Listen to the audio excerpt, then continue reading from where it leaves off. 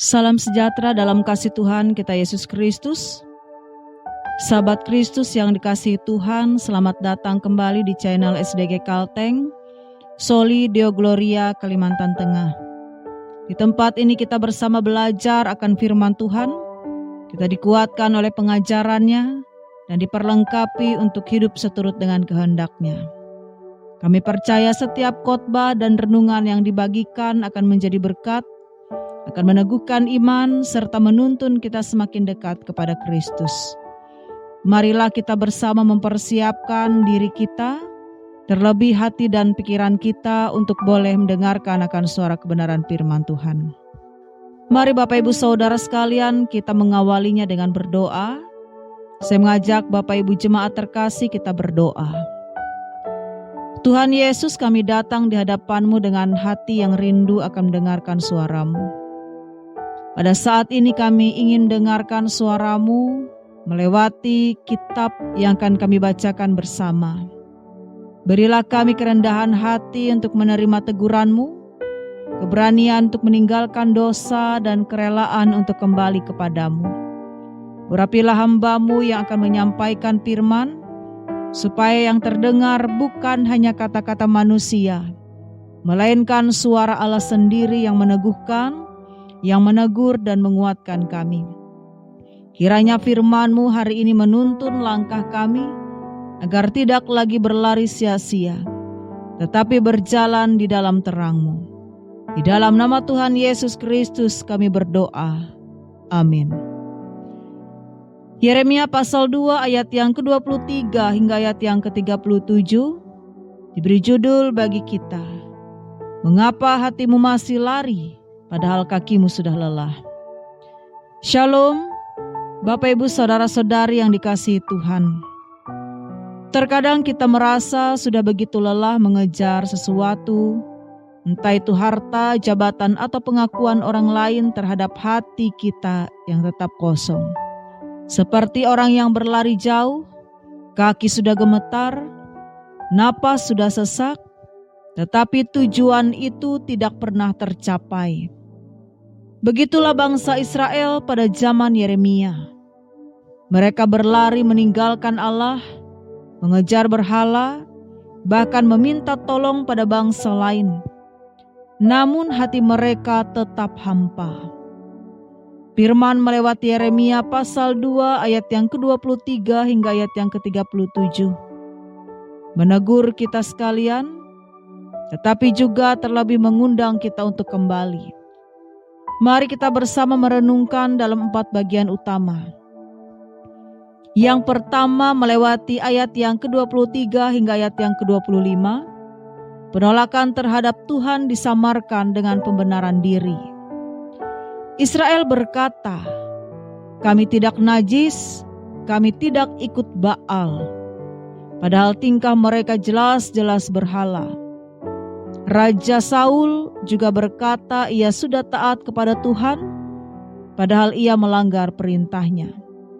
Bisa kita lihat di dalam 1 Samuel pasal yang ke-15. Seorang ayah berkata, saya sibuk bekerja keras demi keluarga, tetapi ia tidak pernah punya waktu untuk istrinya dan anak-anaknya. Ia merasa benar, padahal sebenarnya keluarganya sedang kehilangan kasih sayang.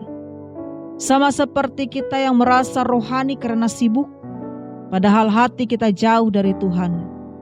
Seringkali kita pandai mencari alasan, tetapi pembenaran diri hanya membuat kita makin buta akan kebenaran. Bagian yang kedua melewati ayat yang ke-26 hingga ayat yang ke-30. Mencari pengganti Tuhan membuat kita makin terjerat. Bangsa Israel memanggil pohon dan batu sebagai bapa. Mereka menukar Allah yang hidup dengan benda mati, seperti lembu emas di kaki Sinai. Kita boleh melihat di dalam Keluaran pasal yang ke-32. Ada seorang anak muda yang setiap hari bangun pagi, bukan untuk berdoa tetapi langsung membuka ponselnya. Detik-detik pertama hari itu diisi dengan media sosial, game, atau chat. Tanpa sadar ponsel itu sudah mati. Berhala kecil dalam hidupnya. Hatinya lebih bergantung pada layar daripada Tuhan. Berhala di zaman modern mungkin tidak berbentuk patung. Tetapi apapun yang lebih kita cintai daripada Allah, itulah berhala kita. Bagian yang ketiga melewati ayat yang ke-31 hingga ayat yang ke-35. Berjalan jauh dari Tuhan membuat hati kehilangan arah. Israel berkata, "Kami merdeka, kami tidak mau kembali lagi." Mereka merasa bebas padahal makin terikat. Anak yang hilang di dalam Lukas pasal 15 merasa bebas tapi akhirnya kelaparan dan terikat penderitaan. Ada seorang pemuda yang berkata, "Saya ingin bebas dari aturan orang tua dan gereja." Ia pindah ke kota lain, hidup seenaknya, berpesta, berpoya-poya. Awalnya menyenangkan, tetapi akhirnya ia sakit, terlilit utang, ditinggalkan teman-teman yang dulu tampak setia. Kebebasan tanpa Tuhan ternyata hanya membawa perbudakan baru. Dan tanpa Allah, arah hidup kita akan menjadi kabur. Semakin kita lari, semakin hati kita menjadi kosong. Bagian yang keempat melewati ayat yang ke-36 hingga ayat yang ke-37. Israel mengandalkan Mesir dan Asyur. Tetapi Tuhan berkata, sia-sia semua itu. Raja Asa yang bersandar pada Raja Aram, bukan kepada Tuhan. Kita boleh melihat di dalam 2 Tawarik pasal 16.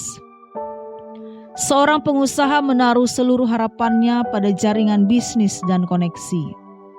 Tetapi saat pandemi melanda, semua menjadi runtuh. Usaha bangkrut, koneksi tidak bisa menolong. Saat itu barulah ia sadar, hanya Tuhan yang menjadi sandaran yang sejati. Mengandalkan manusia hanyalah bayangan, hanya Tuhan yang tidak pernah mengecewakan.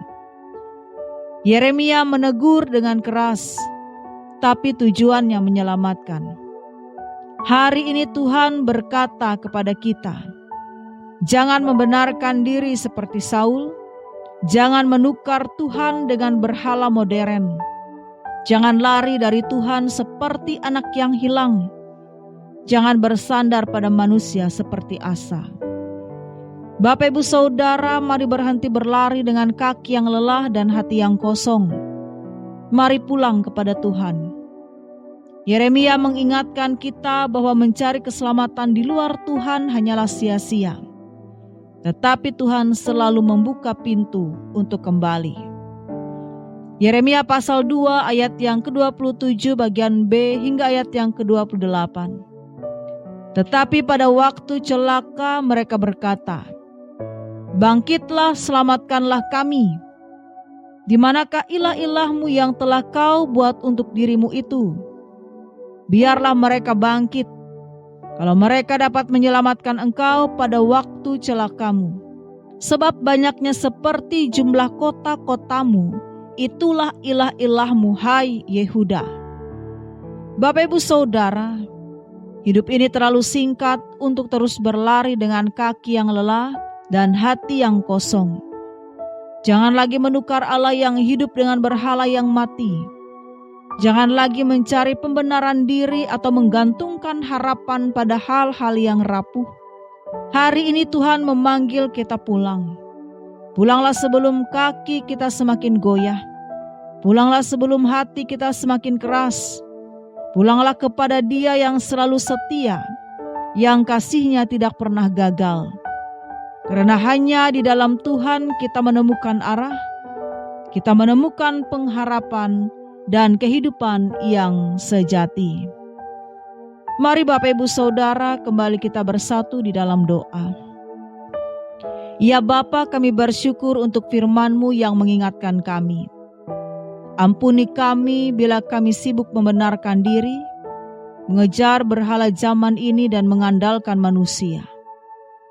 Ya Tuhan, seperti anak yang hilang, kami ingin kembali ke rumah Bapa. Tuntunlah kami agar tidak lagi mengejar hal-hal yang sia-sia, tetapi menaruh hidup kami hanya kepadamu. Di dalam nama Tuhan Yesus Kristus Juru Selamat kami berdoa. Amin.